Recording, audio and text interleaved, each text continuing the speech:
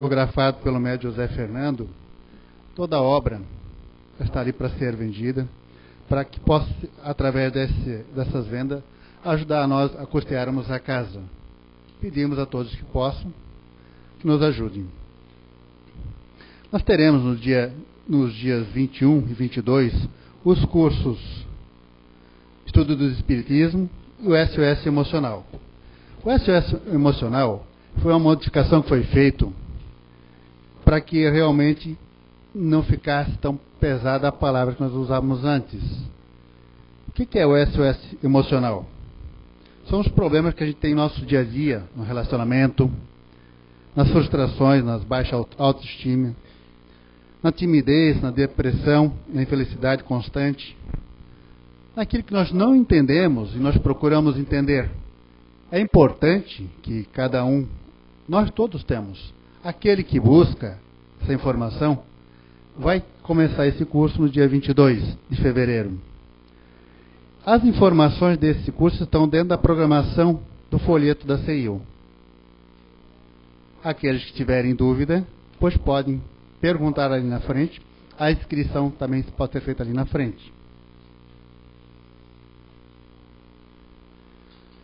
A casa sempre pede donativos, seja elas fraldas geriátricas, alimento, roupas, o que é possível, aquilo que pode ser ajudado, porque nós temos bastante pessoas que nos procuram pedindo auxílio e a gente está aqui para exatamente prestar esse auxílio. Procuramos através de vocês, através de nós, possamos fazer esses donativos que não nos farão falta. A psicografia do último domingo agora já está fixado no mural, também está na internet. Aqueles que tiverem a curiosidade, que queiram verificar, podem examinar, podem questionar, podem perguntar o que tiver ali. Nós temos, nos dias da psicografia, nós temos um problema e nós vamos pedir ajuda à comunidade para solucionar esse problema. A casa, ela comporta em torno de 230 pessoas, entre pessoas sentadas e em pé. E nós temos um número de pessoas que chega a 400, 500 pessoas. Então nós solicitamos a vocês que alguém que conheça, que alguém tenha um galpão, que tenha algum espaço que caiba esse número de 500 pessoas, que possa, de repente, nos emprestar para um dia, para o domingo daquele que for localizado a data da psicografia. Nós sabemos que existem alguns lugares, mas a locação é um tanto alto, o custo é um tanto alto, para que realmente a gente possa fazer lá. Gostaríamos de poder acomodar mais gente, que elas possam chegar à nossa casa e não voltar para casa porque não tem espaço. No domingo qual aconteceu isso, foi muitas pessoas embora. Outras que tiveram que ficar lá fora, e não vamos dizer tão desconfortável, mas poderíamos melhorar essa situação. É o que nós estamos pedindo a vocês para uma colaboração. Alguém que saiba alguma coisa a respeito de um espaço para este, nos comunique, entre em contato através do telefone ou através de e-mail. Nos procurem, por favor. Nós temos na nossa lojinha produtos à venda também, com finalidade de ajudar a casa. Aqueles que quiserem fazer um lanche, tomar uma água, um suco, um refrigerante, esteja à disposição. E também gostaria de pedir a vocês que nós temos um acervo de livros a ser emprestado aqui na casa, com mais de 1000 livros. Neste momento, nós estamos com uma média de 700 livros. Os livros que forem emprestados, muitos não estão retornando. Eu peço a gentileza a vocês que aqueles que puderem, que têm um livro em casa, não vai receber uma multa porque atrasou, não. Não vamos cobrar nada por isso, só gostaríamos se pudéssemos ser devolvido. Se nós não encontrarmos um espaço para as novas psicografias, a gente pede também àquele que puder, de repente emprestar ou doar um televisor desses 57 polegadas, coisa básica. Pode ser de LED.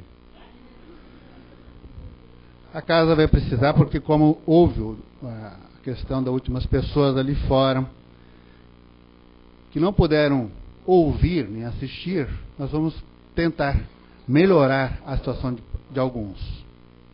Então contamos com vocês. Feito isso, nosso recado de hoje é este. A nossa palestra hoje vai ser com o nosso irmão André. O título da palestra, A Comunicabilidade dos Espíritos. A leitura vai ser feita com a Kátia Freiner. E aquele que vos fala chama-se Agostinho. Vamos à oração inicial.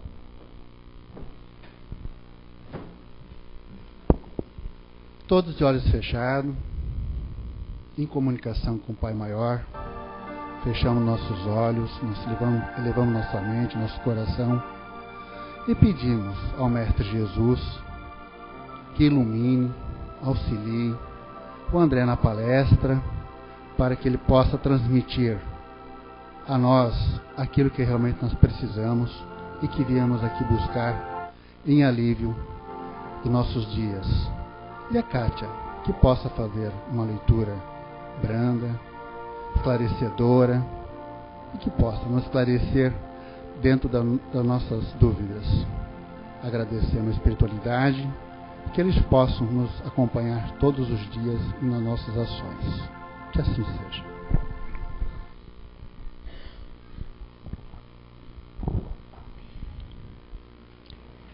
Ao lado da questão moral, apresenta-se uma consideração real e positiva, não menos importante, que se liga à própria natureza da mediunidade. A mediunidade séria não pode ser e jamais será uma profissão. Não somente porque seria desacreditada moralmente e logo se assemelharia aos que leem a sorte, mas também porque um obstáculo se opõe a isso. É que a mediunidade é um dom essencialmente móvel, fugidio, variável e inconstante. Ela seria, pois, para o explorador, um recurso completamente incerto, que poderia lhe faltar no momento mais necessário. Outra coisa é um talento adquirido pelo estudo e pelo trabalho, e que por essa razão equivale a uma propriedade da qual naturalmente é permitido tirar proveito.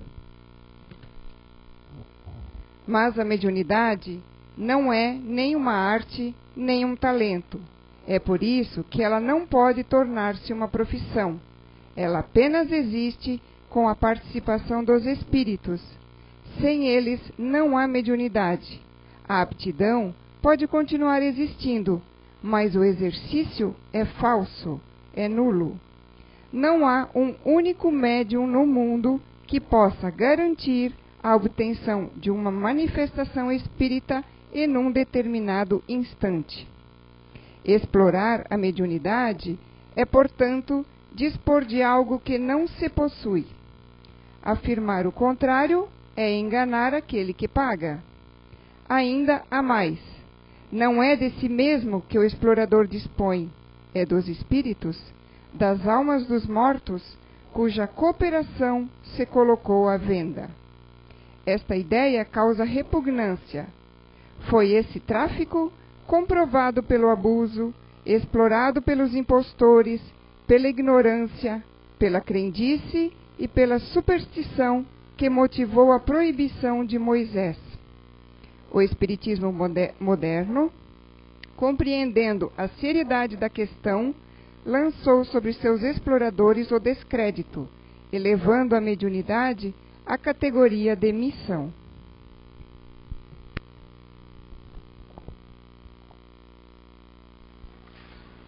Boa noite a todos, sejam todos bem-vindos. A realidade de comunicação, entre os dois planos de existência, o físico e o espiritual, é algo já muito fascinante, A quem teve oportunidade, se não neste domingo que passou, nos anteriores que houve psicografia pública, comprova realmente que o Espiritismo é, sem dúvida, o Consolador prometido. É algo emocionante podermos, mesmo quando não recebemos uma mensagem daquele parente, daquele ente querido, mas não há como a gente não entrar na sintonia daquela mãe, daquele pai, daquele irmão, daquele amigo que se emociona quando recebe uma mensagem do além, né? Que dá aquela esperança, aquele conforto no coração, né? De que não é uma partida, não é um adeus, né? Mas sim a morte, essa ilusão é até breve, né? E é a realidade, por mais que nos seja, talvez a uns e outros, difícil de assimilar, até por questões culturais, por criação, né? Há essas dificuldades, há certos conceitos que nós cristalizamos na nossa mente, né? Que torna às vezes um pouco difícil. Nós vemos a realidade, até aceitamos, mas não conseguimos ainda digerir, não conseguimos encaixar dentro do conceito, de repente, de vida que nós temos. Mas é a realidade. A comunicação com os espíritos não é uma invenção espírita, do espiritismo, de Allan Kardec. É uma realidade que está presente desde memoriais tempos. Nós vamos encontrar, seguindo uma ordem cronológica, no livro dos Vedas, que é o livro, seria a Bíblia dos hindus na Índia, né? Nos Vedas nós já encontramos declarações, porque é também, como a Bíblia, um conjunto de obras, de livros, declarações expressas de que, questionando que poxa, não é possível a comunicação com os nossos antepassados, né? Claro que é. Declarações expressas nessa literatura que tem milênios, né? Porque no início não havia escrita, era oral, né? Assim como a Bíblia também, o Velho Testamento também, até ser escrito nos papiros, foi transmitido oralmente, por isso que há certas inconsistências, né? Nas histórias, na cronologia da Bíblia, né? E nós vamos encontrar, dentro dos Vedas, a seguinte frase, vejam só. Os espíritos dos ancestrais, no estado invisível, acompanham certos Brahmas. Brahmas eram os sacerdotes da época. Sob uma forma aérea, eles os seguem e tomam lugar ao seu lado quando sentam. Seria praticamente a visão de um clarividente, né? De um médium clarividente no meio espírita. Que é o que nós vemos, né? Certos casos na literatura espírita, médiuns comentando, poxa, seu pai, aquela pessoa está sentada do seu lado, está aqui na sua casa. Vejam, não é uma coisa tão... Temos nos Vedas já presentes. Vamos nos lembrar, na história, a Grécia, cheio de templos, de pitonisas, oráculos. O povo ia até essas pessoas que eram médiuns para saber da sua sorte, do seu futuro. O próprio grande filósofo Sócrates costumava conversar com um ente invisível, que era o seu guia. Está lá, não é uma invenção espírita, está lá na história. Claro, cada um vai interpretar conforme os seus conceitos cristalizados. O psiquiatra da atualidade vai dizer que Sócrates era um esquizofrênico, de repente. Via vultos imaginários na sua mente perturbada. Mas que mente perturbada! Eu queria ser esquizofrênico daí, né? Que esquizofrenia que dá uma lucidez, o pai da filosofia. Mais tarde, Roma também, os generais romanos consultam periodicamente, antes de uma batalha, a sorte daquela batalha junto dos seus sacerdotes, que consultam os espíritos dos antepassados. Os druidas, antes de serem massacrados pelos romanos, está repleto na sua história de comunicações também com as almas, com os espíritos. Na América do Norte, América do Sul, temos os sacrifícios. Claro, temos que olhar o contexto da época, né? Através do Espiritismo nós sabemos o quê? Muitos falam, poxa, o Espiritismo não deve ser estudado, pessoas preconceituosas. Vejam, falam que tem espíritos embusteiros, tornam tudo desconfiados, não há estabilidade. Pelo contrário, só se enfrenta, só se luta com aquilo que se sabe. O Espiritismo nos coloca que sim, existem espíritos embusteiros, que nos influenciam de forma equivocada. Nos influenciam porque também damos vazão, bendito. Mas não é uma frase moderna, criação do Espiritismo. No Novo Testamento, João Evangelista fala, amigos, não creais em todos os espíritos, mas verificais se são espíritos de Deus. Está lá, há 2000 anos atrás. Ora, se João falou dessa forma, literalmente, é porque era uma prática comum no povo judeu de então, a consulta, sim, a espíritos.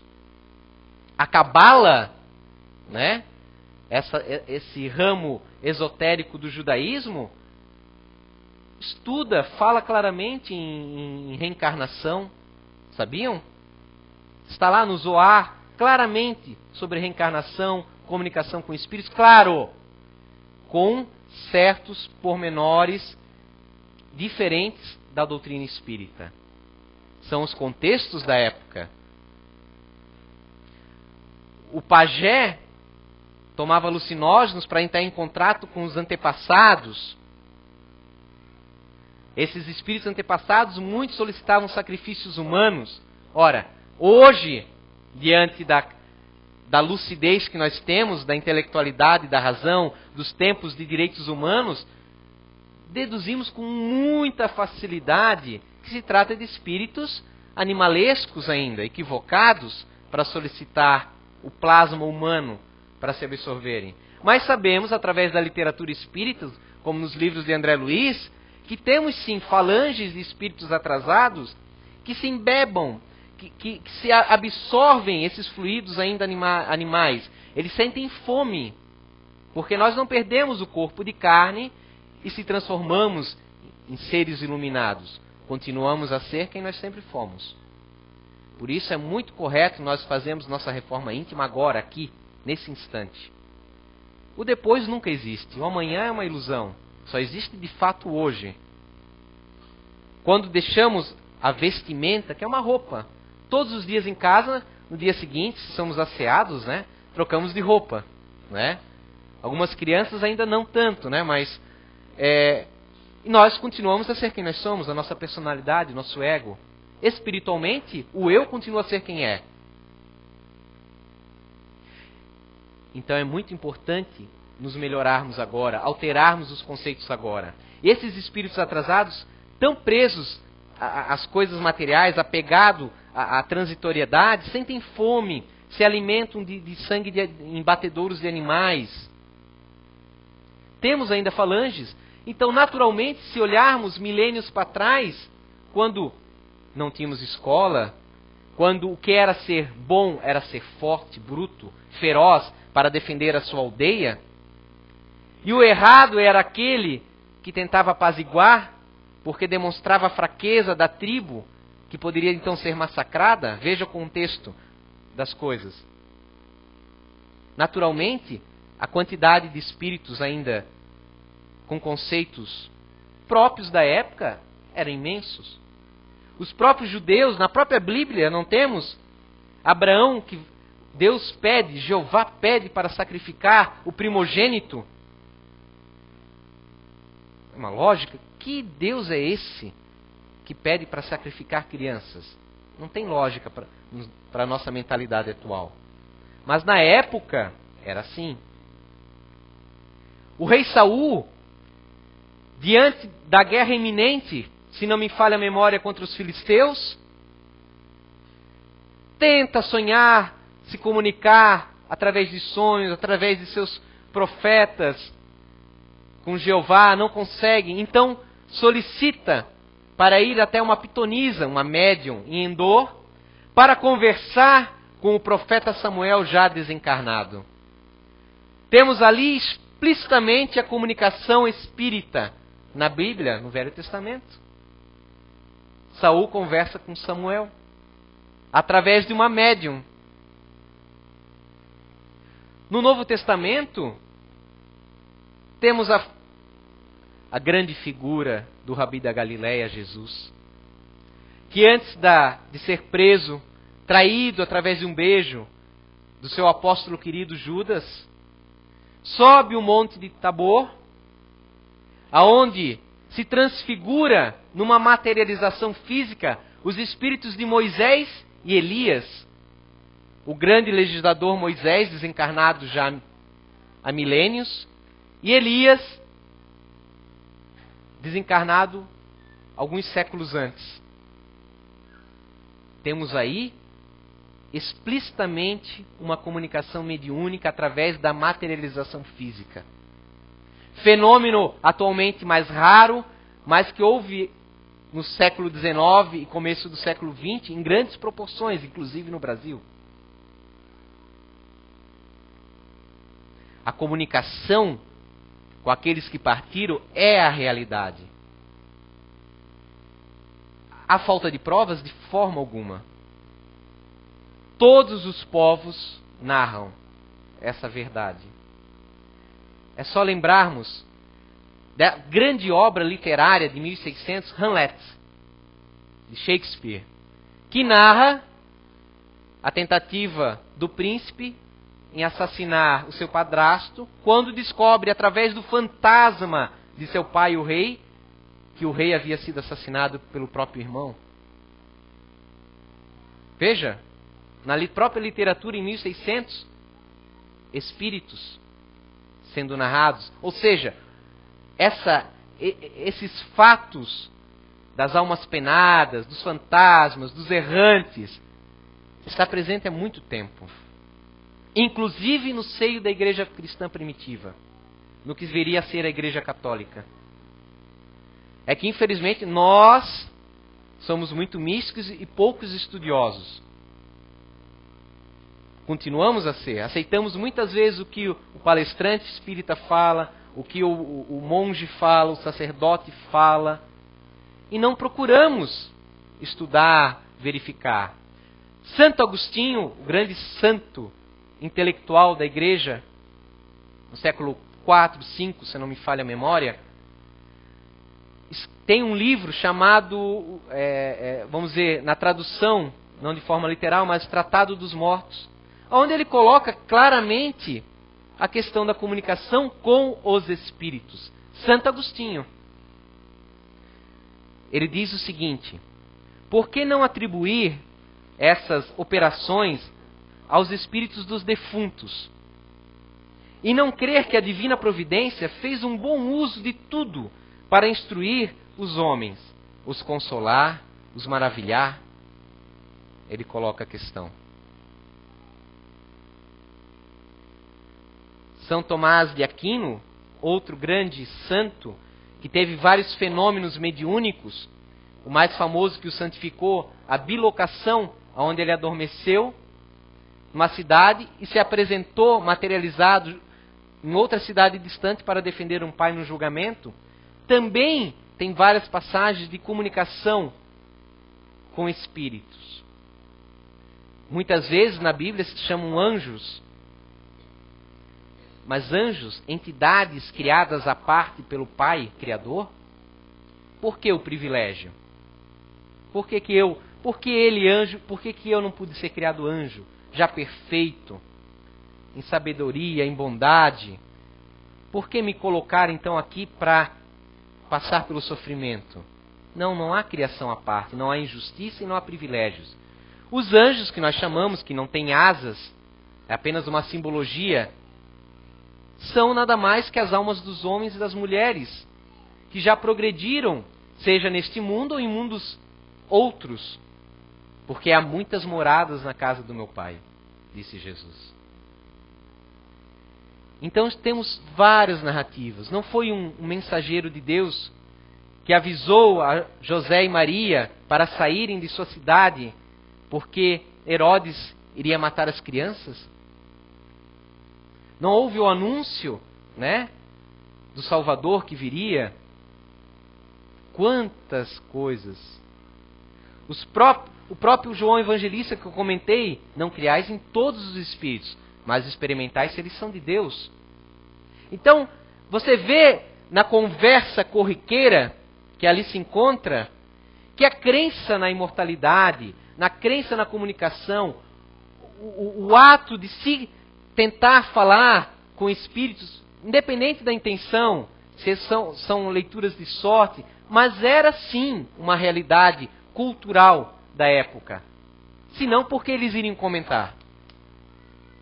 Voltando anteriormente, como no evangelho que a Kátia leu, Moisés não proibiu a evocação com os mortos, aqueles hebreus que estavam no deserto com ele, e usam isso até hoje para condenar os espíritas, tá? Está lá na Bíblia, é proibido evocar os mortos. Mas passados certos tempos depois, o rei Saul não foi na pitonisa que eu comentei com vocês falar com o espírito de Samuel? Ora, e se a lei de Moisés é para valer nos tempos atuais, por que não apedrejamos mais os adúlteros, as pessoas, né, que cometem equívocos? Por que não cortamos a mão mais daquele que roubou? Ou aquele que sem querer, porventura, me cegou uma vista? Por que não cegamos a vista dele? Olho por olho, dente por dente? Não, são os contextos. Nos repugna uma atitude cruel. Porque a Bíblia, querendo ou não, tem trechos do contexto da época, mas são sanguinolentos para a nossa visão, né, humana. Nessa atualidade. Ora, para entendermos a proibição de Moisés, precisamos estudar, ver o contexto. As pessoas pegam frases e usam seu bel prazer. Jesus falou, dai de graça o que recebei de graça.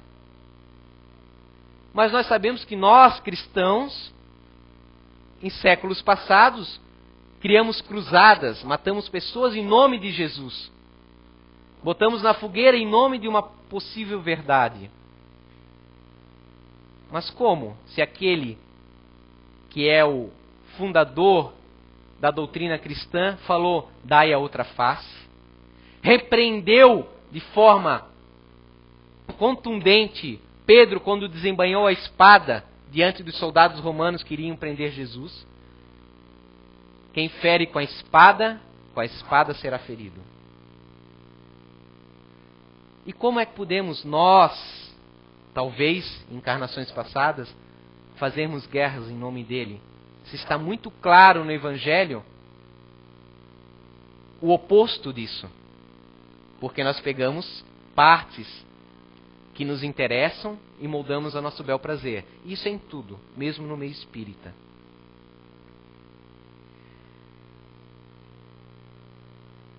O Egito também teve, no seu passado, vários sacerdotes que se comunicavam com espíritos. E não é novidade para ninguém que há a verdade, porque nós vemos aqui, nos domingos, psicografias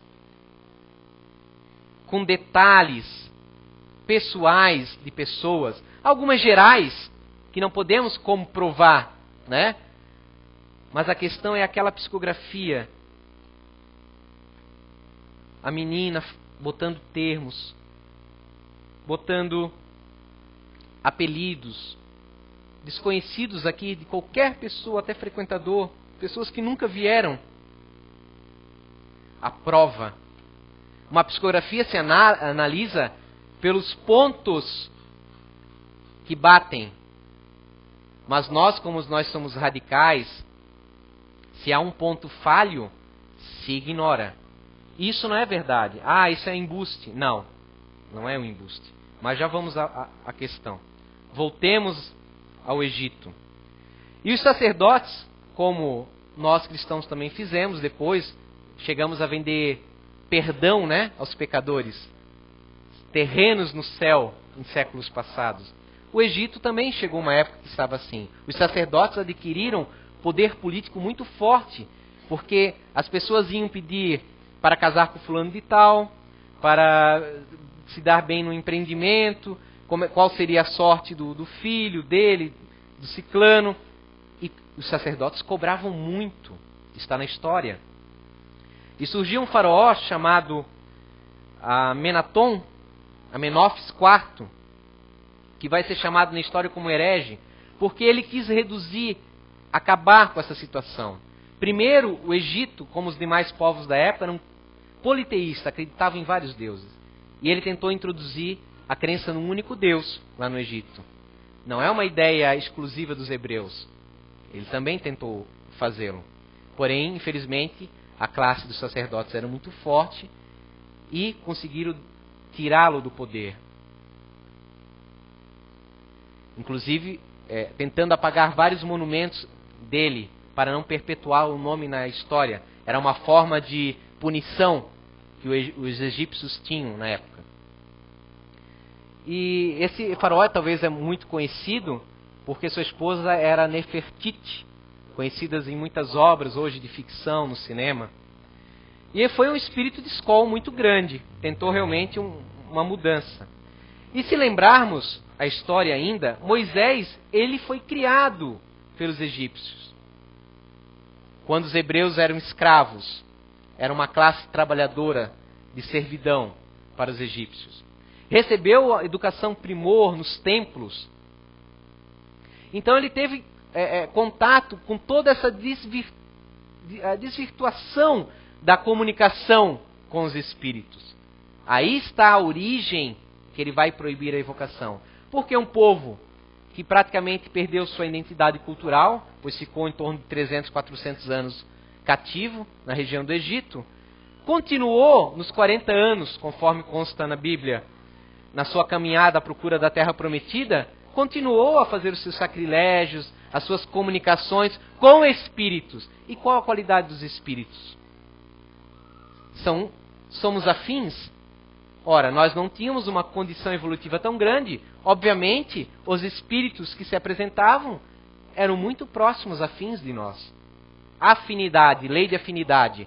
Espiritismo veio nos trazer a compreensão, os mecanismos que geram esse intercâmbio. Não há mágica.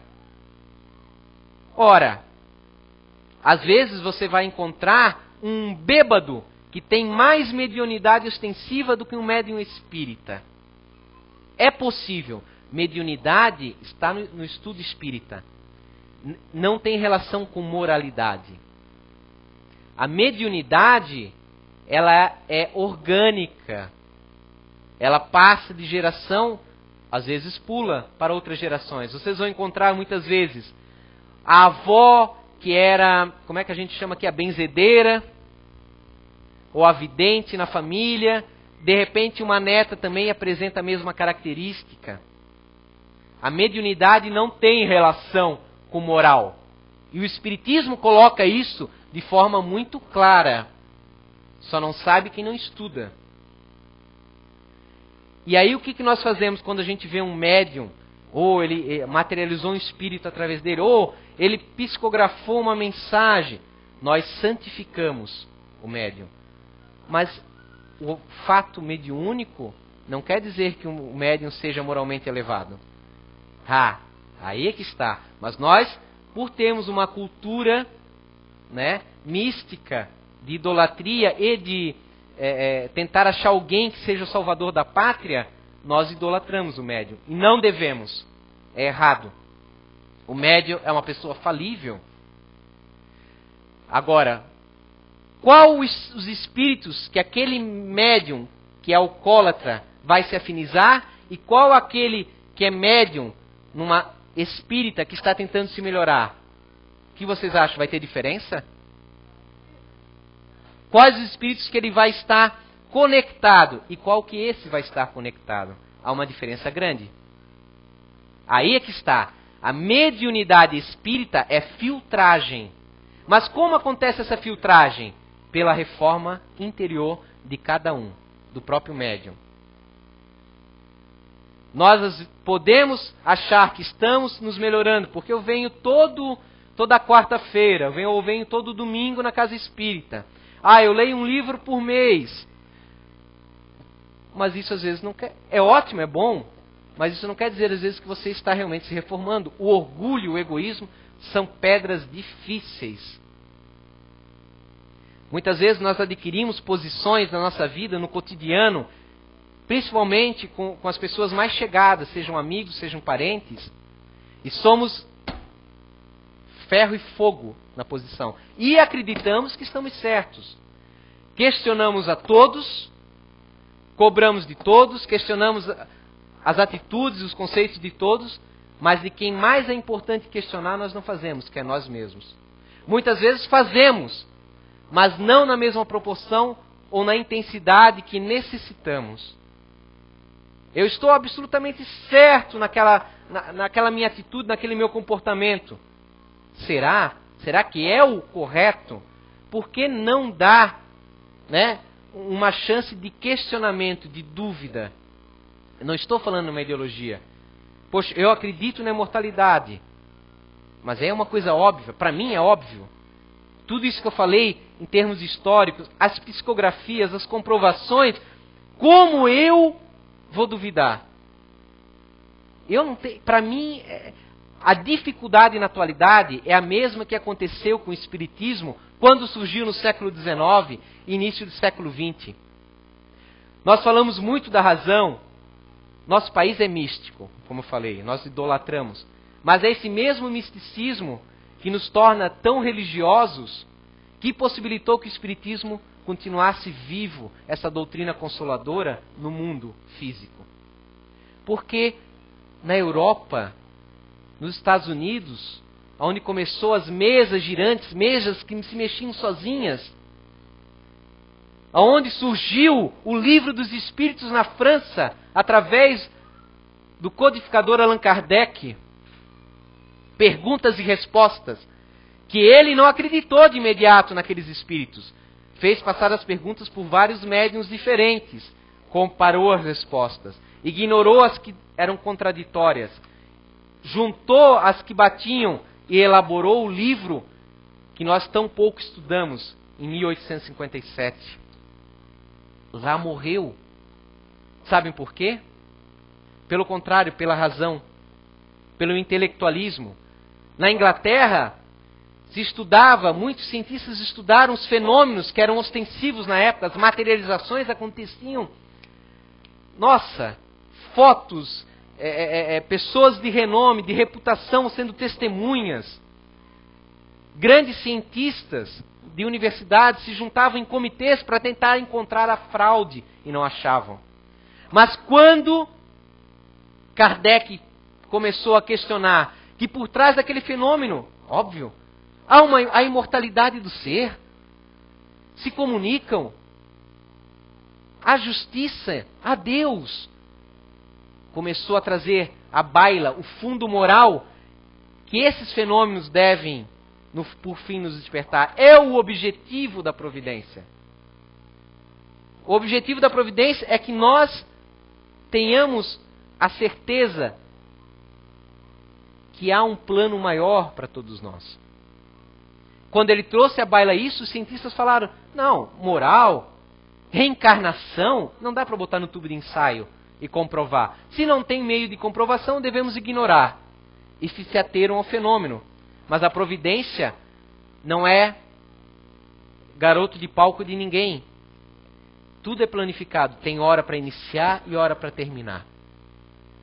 Se não soubemos aproveitar, infelizmente a culpa é nossa. Charles Richer, o grande pai da metapsíquica, se perdeu nesse aspecto. Porque ele questionou ao final, não, se existem espíritos, por que não vêm nos trazer as grandes descobertas, as grandes curas das doenças? Muitas vezes nós, também espíritos, podemos cair nesse equívoco mental. Mas a providência, ela não vem aqui fazer o trabalho que nos compete. Porque nós consideramos as doenças como algo, maléfico. Mas o Espiritismo já nos colocou, através de várias histórias de reencarnações, que a psicografia de histórias nos coloca, os nossos livros da casa, psicografados, o Caminheiros do Bem, o Resgate Libertador, nos coloca que as doenças são consequências de atitudes morais. São formas, por mais terrível que possa nos parecer na visão de uma vida só, são formas pedagógicas de aprendizado. Charles Richer não conseguiu absorver isso. Obviamente, há de se compreender a limitação dele, mesmo sendo grande, olha só, intelectual. Então, o intelectualismo não é garantia de que se vá absorver as realidades da vida imortal. Pessoas com instrução primária, aquém desses doutores, absorveram o Espiritismo de forma muito mais sábia e proveitosa do que certos diplomatas. Não é questão. Há uma certa sensibilidade e, claro, a arrogância e o orgulho, como eu lhes falei, bloqueiam. É isso que hoje, na atualidade, bloqueia a aceitação de que a vida continua. Que somos imortais, reencarnamos. Era difícil ao inglês, na época prepotente, na sua cultura, aceitar que reencarna. Sabe por quê? Havia escravidão, poder reencarnar no corpo de um escravo, Deus me livre. Isso é coisa de louco, essa ideia. Nós, apegados no nosso ciúme, muitas vezes podemos não aceitar o que a minha esposa, reencarnar como esposa de outro. Não, vou ignorar, porque eu estou tão obcecado no apego, nessa ilusão, que eu não tenho como aceitar isso. Aquele que é machista, não pode aceitá-la porque o quê? Voltar no corpo de uma mulher? Que isso? Né? Perdão da expressão. Eu sou espada, né? Então vejam, não é uma questão de provas, compreendem? Mesmo vocês que possam estar ainda em cima do muro, porque talvez estejam iniciando agora ou que estão mais algum tempo, se observarem, não é questão de falta de provas. Às vezes é negligência, porque não está procurando as pesquisas. A biblioteca, o Agostinho falou muito bem, está repleta de livros também científicos. A internet hoje, meu Deus, tu encontra muita coisa. E todas as negligências que se fala, como eu falei, Moisés proibiu a vocação, mas Jesus veio revogar. Ele se comunicou. Após Moisés, outros se comunicaram. Santo Agostinho se comunicou. Tomás de Aquiles se comunicou. Por fim, chegamos ao século XIX, onde Allan Kardec, vendo os fenômenos mundiais, ostensivos, pesquisando, traz à baila essa verdade de comunicação com os espíritos de uma forma extremamente clara. Por que não antes? Porque até então estávamos nas idades das trevas. Não havia escolas, éramos totalmente submissos e místicos. Não havia como você falar se não havia metodologia de lógica ainda. Nós havíamos perdido nos milênios aquela lógica fabulosa que surgiu na Grécia. Quando surge o positivismo, se vocês analisarem historicamente, que é essa linha científica, surge também o espiritismo, porque há ferramentas para se ver os fenômenos que sempre existiu, que nossos avós já contavam das almas penadas, vermos, interpretarmos, então, de uma forma diferente, porque há outras ferramentas. Tudo tem a hora certa. Na década de 60, começa-se a transcomunicação instrumental, gravações espontâneas de espíritos, vozes. Sônia Rinaldi, uma brasileira, faz uma pesquisa de mestrado fabulosa em cima disso, comprovando com uma mensagem gravada de uma moça quando em vida, com outra dela desencarnada, num instituto de São Paulo de renome técnico, que se tratava da mesma voz. Quer maior prova que isso? Mas ainda assim, as pessoas começaram novamente a querer só o fenômeno e não se importaram. E a espiritualidade, na Alemanha, fala para um desses estudiosos: agora iremos interromper de forma ostensiva as comunicações de transcomunicação. Porque vocês ainda não estão preparados para verem além dos olhos físicos. Vocês não conseguem, vocês querem somente a fenomenologia sem pensar na grandiosidade da vida e como isso deve modificar vocês, esses fatos.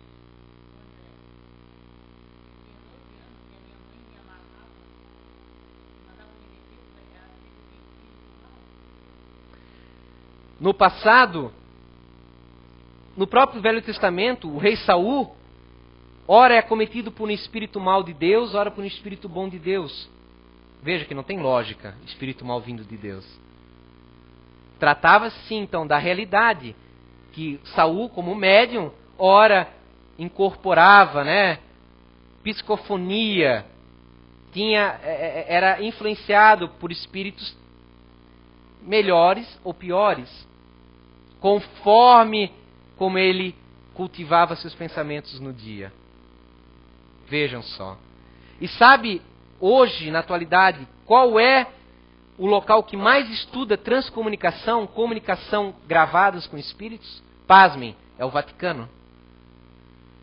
A quantidade de padres que têm publicado livros sobre a realidade que podemos nos comunicar com as pessoas que partiram é enorme. Obviamente que esses livros, temos o padre francês Antoine Bruni, que é um dos coordenadores nessa área do Vaticano, traduzido para o português. Claro, ele tenta dar certas explicações dentro da teologia católica, tentando explicar, mas não há como explicar. Se você não aceitar a imortalidade, a possibilidade de comunicação, a reencarnação, é tudo muito simples. O que dificulta é que, para abandonar conceitos antigos, muitas vezes, realmente, é preciso um desapego enorme. É preciso deixar para trás muita coisa e, às vezes, nós não estamos preparados. A estrutura emocional que nós temos, às vezes, está embasada em vários conceitos. E é caridade nossa não querer forçar ninguém a mudar os seus conceitos. Se é uma pessoa de bem, que mal tem? Vocês acham que eu teria coragem de tentar mudar os conceitos de vida de uma Madre Teresa de Calcutá? Uma senhora que, tratando um doente, um moribundo, com todo o amor na Índia, onde há dezenas, centenas de correntes religiosas. Assim como o cristianismo tem várias ramificações, o hinduísmo tem muitas. Fora ainda que tem as ramificações dentro dos muçulmanos, há ramificações, a gente sabe. E aquele senhor, antes de falecer, nos dialetos que tem na Índia, um tradutor, senhora, madre, ele precisa saber, madre. A senhora lhe tratou com tanto amor, tanto carinho, ele quer se converter à sua religião. E naquele momento, Madre Teresa poderia fazer, como muitas vezes nós queremos fazer com os nossos parentes ou amigos, aproveitar a oportunidade para botar a goela abaixo. Mas ela olhou, ele quer saber sua religião. Madre, diga, meu filho, a ele que a minha religião é o amor. E eu, moribundo, desencarnou dentro das convicções dele. Porque quem já é pleno não necessita dos olhares de angariar pessoas para alguma sede de poder. Porque às vezes o espírito é fogo. Ele não tem dinheiro, às vezes, não se deu bem profissionalmente, então ele quer preencher a sua carência de poder, dominando intelectualmente outros. Isso não é amor. Isso é intelectualismo. A comunicação psicográfica, que é o que tem agora nesse momento, nos consolado tanto, nos dado esperança. nos firmado a nossa crença e a nossa fé, ela se faz presente através do médium aqui na frente. E na história dos 100 e poucos anos que o Espiritismo tem, nós sabemos, pelas experiências com várias comunicações, que os espíritos, as comunicações podem receber interferência dos nossos pensamentos. Imaginem vocês agora, cada um de vocês que vem aqui, no dia de psicografia, cada um querendo, desejando, tentando desejar com mais força possível uma comunicação. E o médium, a antena, o lápis, aqui, recebendo todos esses pensamentos. Muitos falam, é telepatia, é inconsciente, mas o que é o inconsciente?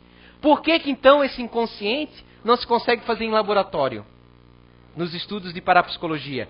Quem não estuda. Olha, quem fala isso estudou pouco parapsicologia. A telepatia não é algo assim, como a gente vê nos filmes. Vou transmitir uma frase inteira, literalmente, para Kátia. Não, são símbolos, são sensações. Mas uma psicografia, gente, são detalhes, são uma velocidade, uma atrás da outra. O médium então capta você, depois capta da sua mente, dali, impossível. Até hoje, nenhum instituto de parapsicologia, mesmo na extinta União Soviética, que foi muito avançado nessa área, não conseguiu tal proeza. Então como é isso? O que é isso inconsciente? Como é que é acionado isso? Não é as provas, é o orgulho. O mais lógico é os espíritos que aqui se encontram, que bloqueiam, criam um campo para proteger o médium das influências mentais de vocês, e seguindo uma ordem, porque tudo é planejado, tudo segue uma ordem lógica, cada espírito, conforme a autorização prévia, com merecimento dele, ou às vezes do familiar, ou por misericórdia de ambos, passa a poder transcrever. Vocês não viram aquelas mensagens de espíritos emocionados que param a psicografia? Não conseguem escrever. Porque nós continuamos a ser quem nós somos. Temos emoções do outro lado. Somos humanos. Só que o corpo possui átomos diferenciados,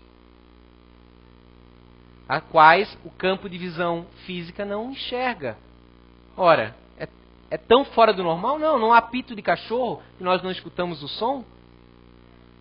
Não há o infravermelho, ultravioleta, raio-x que nós não conseguimos ver. As imagens das TV está passando por aqui. Se ligar uma TV, ele vai captar. Mas nossos olhos, nossas sensações não captam.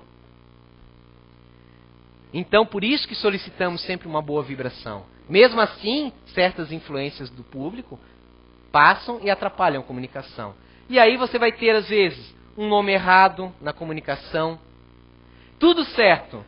Como morreu, como desencarnou, o cachorro tal. De repente, era João de Deus, João Silva. Pronto. Acabou com a oportunidade do espírito, porque daí o parente recebe, não, isso aqui não é meu, não é meu filho, não é João Silva. Mas tudo o resto bate, os nomes dos familiares. Há interferências. Claro, gente, há o embuste. Sempre houve. E o Espiritismo nunca assinou embaixo disso. Pelo contrário, Kardec falava, analisa a psicografia, não aceita de primeira, verifica. Então o Espiritismo não vem favorecer o embusteiro. Pelo contrário, vem acabar não só com o embusteiro no plano físico, mas no espiritual, que há muitos, que sempre houveram. Como um Jeová que manda matar crianças. Hoje, diante da clareza do Espiritismo, nós analisamos, porque não é o fato de ser uma comunicação mediúnica, mas sim qual é o conteúdo moralizante que tem nela. É isso que indica se o espírito é ou não de Deus. Espero que tenha sido um pouco esclarecedor para vocês, para possamos avançar, possamos sair do nosso misticismo, compreender um pouco mais o assunto é extenso. É necessário, e para isso vocês têm, foi comunicado, o curso da casa, né? Que é dividido em módulos, para vocês aprenderem mais. O meu objetivo aqui não é dar uma aula completa para vocês, mas uma pincelada, e se trata disso realmente. Isso tudo é só uma pincelada do que vocês devem buscar para vocês. Mas acima de tudo, além do intelectualismo, o amor. Conforme Kardec nos solicitou. Espírita, amai-vos e instruí-vos. Primeiro amar e depois a instrução. Muita paz a todos e uma boa semana.